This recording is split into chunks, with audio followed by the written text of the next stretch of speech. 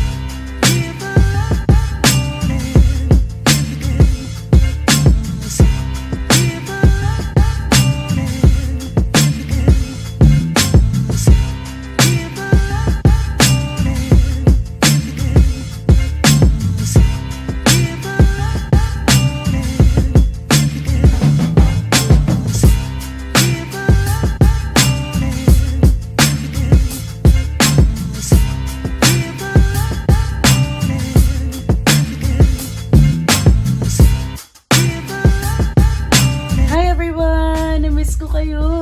Ang tagal ko na rin hindi nakapag-vlog. Grabe, parang almost 7 months ata. Ayun, ganun katagal. And sorry guys, hindi na ako nakapag-intro. Kasi sobrang hassle din nung biyahe namin. Kasi nung unang gabi na umalis kami ng Saturday, August 17, iba-vlog ko pa sana lahat, like mag-i-intro pa ako dun mismo sa airport. Tapos, nung papunta na kami sa immigration, tapos na kami mag-check-in ng gamit, ayan, Diyos ko po, nagkagulo-gulo na. Kailangan pa pala namin ng e-pass pa yun? Yung sa eGov.ph, nag-download pa kami ng app na yan. Tapos, lahat, nag-sign up kami. Talagang ilagay namin lahat ng infos namin kasi need daw talaga dahil lalabas nga ng bansa. And by the way guys, nandito kami ngayon sa Taiwan. Actually, umalis na kami ng Taiwan. Gumagalaw na yung cruise. So nakasakay kami ngayon sa Costa. Ayan, Costa Serena. Ayan. And actually, pangarap ko tong cruise na to and I am very thankful to my mom. Yeah, English. Thankful ako kasi sinama niya ako dito. Kasi dati sa magazines ko lang nakikita to. And then, parang pang 5th niya na atang sakay to. Kaya ayun, syempre, ingit na ingit ang lola mo. Kaya dapat kasama na din ako. Minsan lang to eh. Tsaka ang pupuntahan din namin ngayon, actually bukas, pupuntahan namin talaga this 1 week na vacation is Korea and Japan. Bale, from Manila, nag-aircraft kami, nag-aeroplano. Sumakay kami sa AirAsia. And then, ang baba namin nga is sa Taiwan. Tapos, kinabukasan, nung August 18 na, nagpunta naman kami sa port kung saan kami pwede sumakay dito nga sa Costa Serena. Ayan, tapos, yan, pumila pa kami. Hindi na ako nakapag-vlog talaga. Talagang puro videos na lang sa mga nasa paligid ko. Kaya, ayun, doon ko na lang muna binawi lahat nung ko sa intro. Ngayon is our second day. Ayan, tapos ang gagawin lang namin ngayon is buong araw na biyahe lang kami sa kalagitnaan ng dagat. Tapos bukas ang dating namin sa Korea ba? Korea or Japan, basta yon. Tapos ayun, dahil ako lang mag-isa dito sa kwarto kasi bumaba ako at ako'y na-jejebs na kakatapos ko lang kumain. Ayan, sila naman nandun sila sa deck 9. Ginagawa nila yung mga activities na i-offer ng Costa Serena sa amin. Ayan. So mamaya magsiswimming ako, magbibihis lang ako. Asikasuhin ko muna yun dito sa kwarto dahil mukha naman maraming ligpitin. Pero nakakatuwa din sa mga empleyado nila, sa mga staff nila. Umalis kami dito ng ng sobrang gulo ng kwarto, sobrang gulo ng kama kasi nagmamadali nga kami, hinahabol namin yung oras ng kain. Eh di, syempre free breakfast yun, nagmamadali na kami, hindi ko na naiayos yung kama namin. Ayan, tapos pagbalik namin, ayan, ganyan na siya kaayos. So tignan mo naman, nandun pa si Teo sa gitna. Talaga naman, dinala ko talaga siya. Dapat kasi kasama yan talaga. Hindi nga naasikaso agad yung passport niya, kaya hindi siya nakasama. And by the way, thank you so much sa aking nails, sa aking friendship, si Patty. Ito yung page nila, yung Nails by Pat. Diyan ako nagpapagawa ng mga nails ko. Kayang-kaya niya lahat ng pinapakita akong mga pictures. Kayang-kaya niya gayahin lahat ng nasa Pinterest na isasend ko sa kanya. Basta, check nyo lang dyan sa link. Actually, ilalagay ko siya dyan sa sa description box. And ayan, andyan lang yung picture sa gilid. Nails by Pat, paki-follow na rin guys. And also, gusto ko rin ipaalam sa inyo na ang aking eyelashes ay from Gold Eyelashes. Kay Ate Dij, sa aking kaibigan, si Pauline. Yan, si Maria Pauline Reyes. Yan, sa atin niya yan. Diba, tignan mo naman ang aking eyes on flick te. Tignan mo naman ang ganda te. Ganda te, diba? Ayun, bagay na bagay naman siya sa aking aura. Diba? Perfect! By the way guys, maisingit ko lang. Kaya hindi din ako nakapag-vlog ng ilang months kasi inasikaso ko yung pag-OJT ko, which is yung AMT, Aircraft Mechanic Technology. And nag-OJT ako sa Flightline sa Plaridel, Bulacan. And I'm very thankful na tinanggap nila ako. And sobrang marami akong natutunan doon. Alam mo talaga, totoo yung sinasabi nila na pag wala kang alam talaga sa pagpasok mo, pag uwi mo at pag alis mo, doon talaga nga hanap-hanapin mo yung mga nakasanayan mo. Grabe, sobrang thank you po sa aking mga aircraft mechanic, lalo na kay Chief Mech. Tapos yan, sa kababayan ko, si Sir Dre, ayan, si Sir Dion, ayan, mga taga-Aklan yan. And proud naman ako, and sobrang saya ko kasi talagang ginabayan nila ako dun sa mga dapat kong gawin, dun sa mga dapat kong matutunan, sa mga dapat kong malaman din na parts ng aircraft. And syempre sa mga naging kaibigan ko na rin dyan na OJT, sila Kapampangan, ayan, and yung mga syempre mga seniors namin, ayan, maraming salamat sa mga gabay nyo, kay Sir Albert, yan, kay Sir Daryl, ayan, yan yung mga talagang hindi ka iiwan talaga, lalo na kapag nagsisimula ka pa lang sa mga pangarap mong gustong gusto mo din ito pa rin, ayan. And ayun, dagdag ko lang din, sobrang saya ng OJT ko din sa Flightline. Kahit na nakakapagod. Kasi, alam mo yung schedule namin, kunyari, for this week, 8 AM to 5 PM ako. Then next week, buong Monday to Saturday, 6 AM, or bago mag 6 AM, dapat nakapag-in ka na. Then, ang uwi mo nun is 3 PM.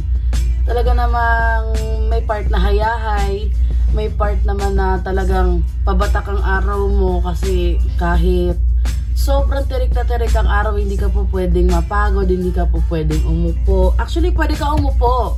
Minsan nga lang hindi kami nagpapahuli, pero talagang kita-kita naman kami ng mga chipmate namin na nakaupo kami.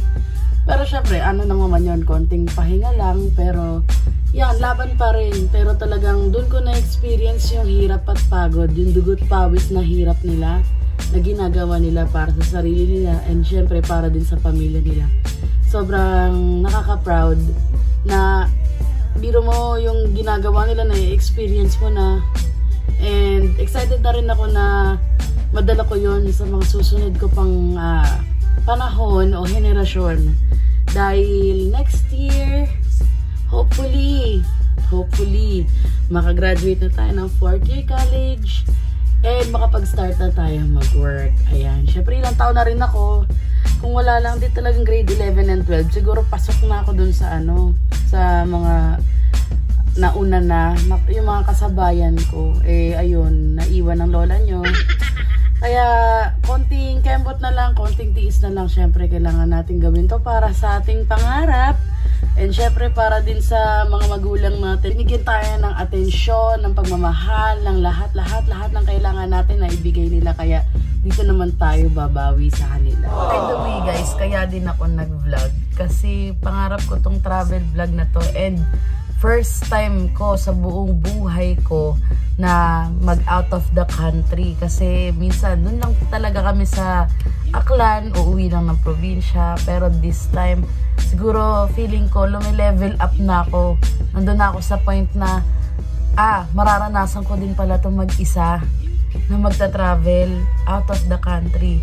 Kaya ngayon binigyan din ako ng pagkakataon na mag out of the country kasama ang family ko na dapat sana kasama to pero hindi na asikaso yung passport niya. Kaya sa susunod, asikasuin na namin yung passport niya para hindi na din siya naiiwan sa mga trip namin. Ayun. So, ang saya-saya lang talaga sa feeling na eto, na-experience ko na siya na dati pangarap ko lang talaga. And alam mo yon, yung dating kinukulit mo yung parents mo na pumunta kayo ng Hong Kong Disneyland, yung mga bata ka pa, pero doon nila ako na namulat na mas maganda pala pag mga adult na, pag mas ano yun, yung mas experience, kumbaga ma-enjoy mo talaga yung travel trip nyo. Pero alam mo, ang ganda din yung mga yung mga bata na nagta-travel na ng maaga. Sobrang ganda nun. Alam mo, mapapasana all ako. Pero syempre, hindi naman lahat tayo pinalad na magkaroon ng alam mo yon, yung mga katulad na ibang tao na mayayaman. Pero syempre, diba, laking pasalamat pa rin kay Lord na na-experience ko to dahil hindi naman lahat ng tao makaka-experience nito, diba? So ayun, ang saya-saya ko lang. Teka lang, nadighay pa ako kasi nga busog nga ako, at kabababa ko lang, pinapakiramdaman ko rin ang aking tiyan dahil nagje-jebs ako. Ayan, so mag-aasikaso na muna ako guys, babalikan ko kayo and then ayun, itutour ko kayo sa taas dun sa deck kasi gusto ko rin mag picture lang muna. Kaya nga nagdala ko ng mga pang OOTD. Talagang ang pera ko na dapat na baon ngayon pinambili ko ng pang OOTD. Ayan, di wala tayo ngayon, wala tayong pera, nga tayo, nandito lang tayo sa kwarto, pero syempre proud na proud ako at gusto ko din naman. Grabe, ang lahat ng food dito libre pag dito kayo, parang nakapackage ata yung kinuha ni mama. Diyos ko day, ang sarap talaga naman, pero wag na kayong maingay kasi syempre ang mga Pilipino hindi dapat tayo nagpapahuli sa mga alam mo yun, yung nakikilala tayo ng ibang tao dahil sa pagiging Pilipino natin. O, alam nyo ba yan kung ano? Papakita ko sa inyo. Siyempre, ang mga Pilipino, pag kumain, hindi po pwedeng hindi magbabalot. Tignan mo naman tayo, kinuha ko lahat ng tinapay. Puro krosini yan. Favorite ko yan. At saka yung mga kasama ko kasi dito sa kwarto, talagang paggutom. Hindi yun magpapaawat talaga. Talagang naghahanap sila. Lalo na pag madaling araw, lalo na kahapon. Or kaninang madaling araw. Diyos ko day. Ang mga batang kasama ko, si JC, tsaka si Vince, ayaw magpaawat. Ay, wala naman 7-Eleven dito. So, ayun. Gawa ng paraan. Pati itlog. Huwag tayo magpapaawat. Kailangan natin mag-uwi. Kailangan natin magbalot. Walang magpapaawat na Pilipino. Teka lang, meron pa isa. Kala nyo, Siyempre, Dapat kung may tinapay ka, may itlog ka, dapat may prutas ka, may orange ka. Madami to be.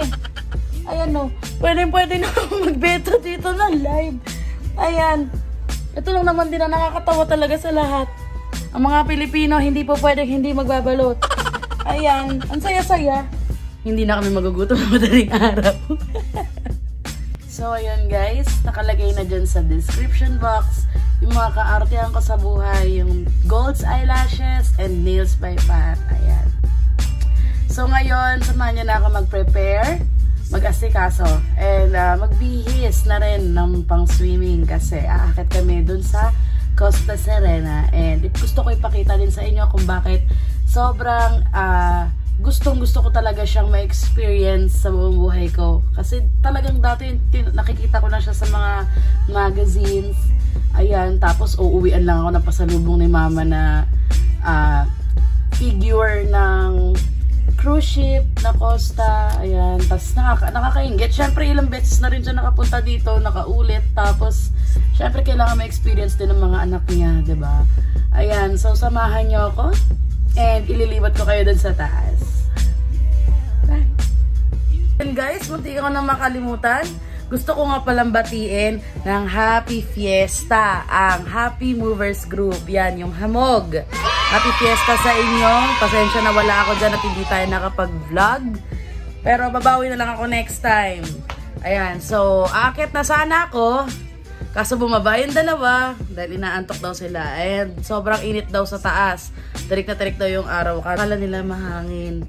Ayan, maya-maya aakit na lang kami pag nakapag-prepare na yung dalawa. Kapag nakapag-bis na sila na pang-swimming nila. Dahil ako naman ang tagabantay naman talaga nila. Oo, sinama ko dito para magbantay sa dalawang to. Ayan. So, sige guys, mamaya aakit na ako doon. And yun, tutur ko na lang kayo mamaya. Hi guys! Ito ang aming day 3 and nandito kami ngayon sa Jeju Island sa Korea and kita nyo naman yung weather, medyo hindi siya maganda, hindi siya sunny day dahil daw sabi nung driver may bagyo daw na paparating, may typhoon na, kaya siguro mga bago mag-2 babalik kami sa Costa. Kasi, syempre, baka may imong kami ng barko. Ayan, lakad muna kami. Ayan si Papa.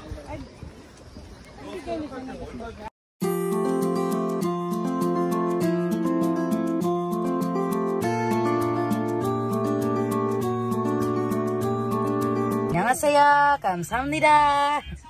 Ayan, nandito pa rin kami sa Jeju Island sa Korea.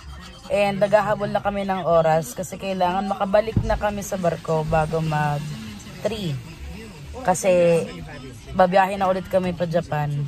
And nandito lang kami sa sasakyan kasi sobrang maulan and nasaktuhan pa na ang punta namin parating din ang bagyo nila. Ayan. At ang nakakatuwa pa dito ang gaganda ng sasakyan nila dito kasi halos lahat hindi na digas. Puro de kuryente na siya, ano na siya, parang kumbaga sa Pilipinas e-trike. Dito, disaksak na rin siya, de-charge na yung mga sasakyan dito. Halos lahat dito mga Tesla ang sasakyan. Social, di ba? Ayan, gagawin na kami, pabalik na kami sa barko. Ayan, sila Papa. Si JC, masama na pakiramdam. Dito pa nahilo, sa barko hindi. Yan. So, balik na ulit tayo doon and babiyahin na ulit tayo.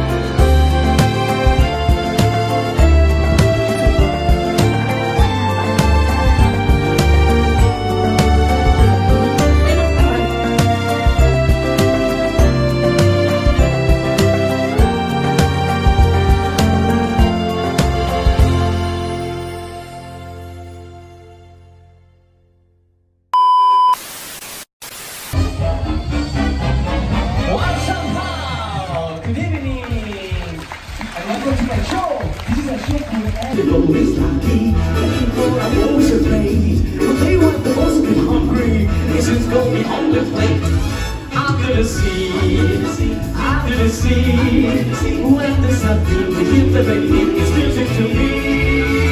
What do they got a lot of sand? We're gonna hunt the station man.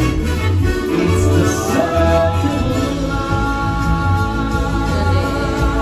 and it moves us all. Pretty spirit all. Amazing and love. The next day.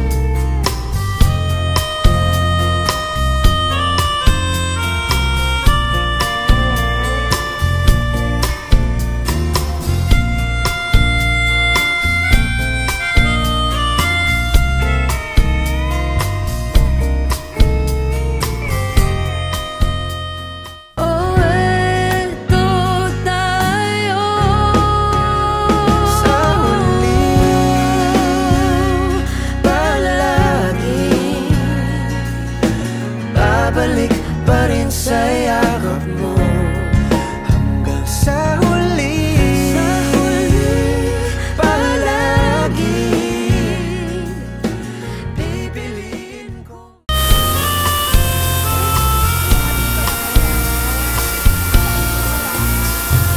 Nagdunig ka bulak buhok na bibilaso